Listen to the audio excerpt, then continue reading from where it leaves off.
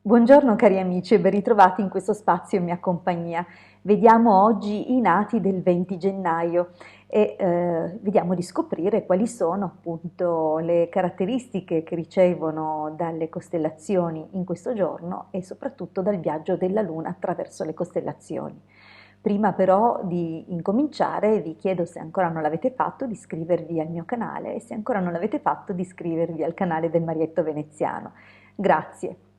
Dunque, i nati di oggi hanno alle spalle sempre il dominatore mensile Aquario e sorretto appunto dal dominatore planetario Saturno. Pertanto, come detto anche in altre condivisioni, questo rende questi nati molto aperti a tematiche di ampio respiro, soprattutto a carattere sociale, umanitario, per i diritti, insomma, umani, ma ad ampio raggio. Si interessano di tecnologie e di tutte quelle che sono le opzioni o le possibilità per migliorare il quotidiano e l'applicazione appunto nei vari campi della tecnologia a servizio dell'umanità. Sono altresì molto brillanti, intelligenti, aperti e interessati soprattutto alle materie di tipo scientifico e poi a seconda del dominatore del giorno e dell'ora di nascita e delle costellazioni che poi andremo più o meno a vedere in questa analisi, potranno scegliere magari fra altri settori, altri ambiti, ma quasi sempre saranno impegnati per un servizio alla collettività. Per quanto riguarda questa giornata in particolare, la prima costellazione visitata dalla Luna oggi è la costellazione Sagittario, pertanto si intende che la stella capo per questi nati è Sagittario, dominio mensile Acquario, stella capo Sagittario. Abbiamo qui due costellazioni amiche fra loro, simpatiche fra loro, perché una deriva dall'elemento aria e l'altra dall'elemento fuoco. Pertanto la collaborazione è più che positiva e rende questi nati molto interessati agli studi. Sebbene c'è da dire che la costellazione Sagittario, in quanto stella capo, è di terzo fluido. Vale a dire che la costellazione Sagittario è presente 3 volte all'interno di questo quadrato di nascita. Nonostante la ripetizione, questo influsso è positivo per questi nati poiché garantisce una sorta di protezione. Però l'eccesso di questa costellazione insieme con la costellazione Pesci, che è opposta poiché è in seconda posizione, e che è creata, insomma, è accerchiata dalla doppia costellazione di Sagittario, subito seguita da Vergine, porta qualche problematica collegata a certi rischi, soprattutto per le donne nate in questo giorno, di venire attentate al loro onore, così si diceva anticamente, cioè che è possibile che ricevano delle avance che vadano oltre il consentito e il lecito.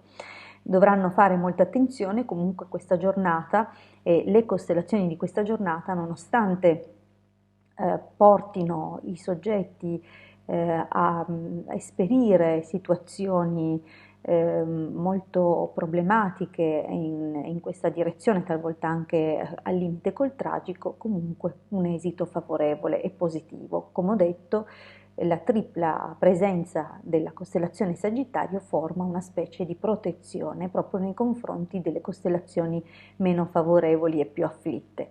Eh, Questi nati comunque hanno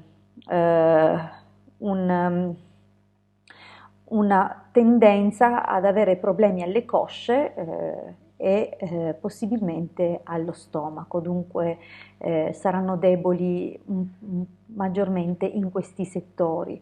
Il loro carattere può essere capriccioso e questo è dovuto alla presenza appunto così intensa di Sagittario che li renderà anche un po' pignoli, a volte troppo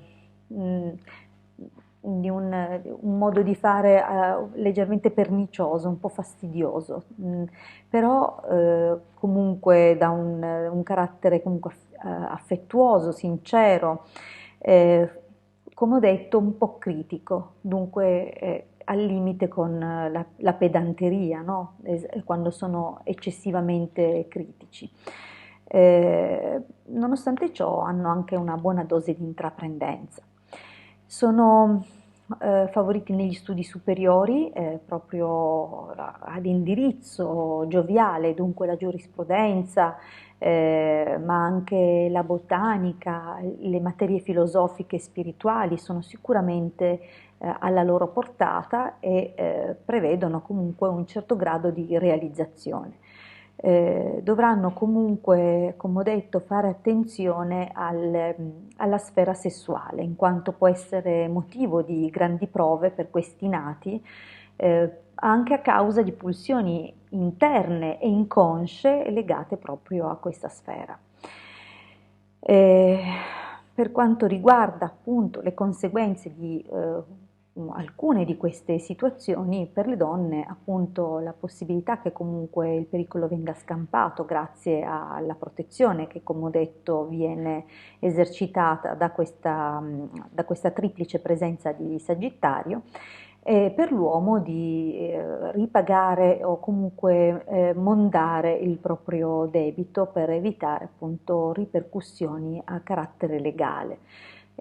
Va detto appunto che un altro degli aspetti coinvolti laddove appunto Sagittario sia così presente è la possibilità che ci siano noie di natura legale e che in questo caso possano avere anche determinate lungaggini e la richiesta, appunto, la necessità di patteggiare.